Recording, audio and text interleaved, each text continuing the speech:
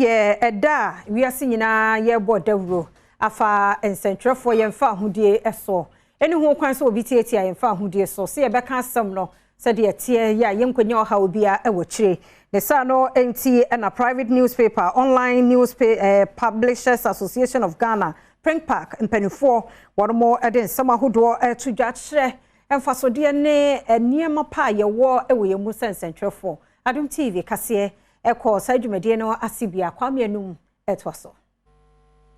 ene na wiase afa na nyina ede esi ho no mu a World Press Freedom Day ehun fa asenti eda afidie so shaping a future of right freedom of expression as a driver for all human rights senti saade ye de bia wode kai se obi bia wo ho kwan se wode na no disem etudwa wabra obi amonentrene senti private newspapers and online news publishers association of Ghana etwaniti asa Premtobre efasa akwanya iso ede abo ensemtwerefo abaso ewo etuhu acha adwuma wo mo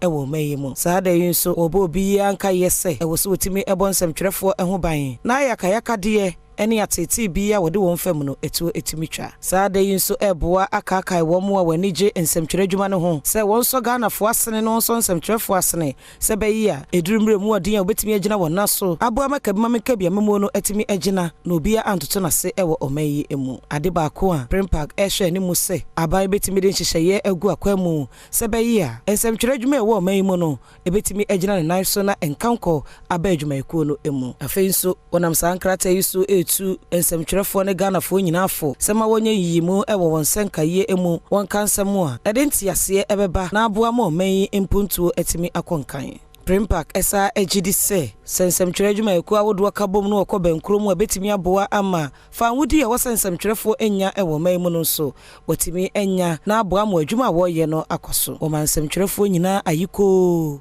wo mun kran se onkosoa enye wadwuma no wonkamum se bayia ensemtweredwuma wo ye no ebetimi edimu sankrata yi Andrew Edwin Arthur Esquire president ya woda Premtobre no ena nsa ehyasie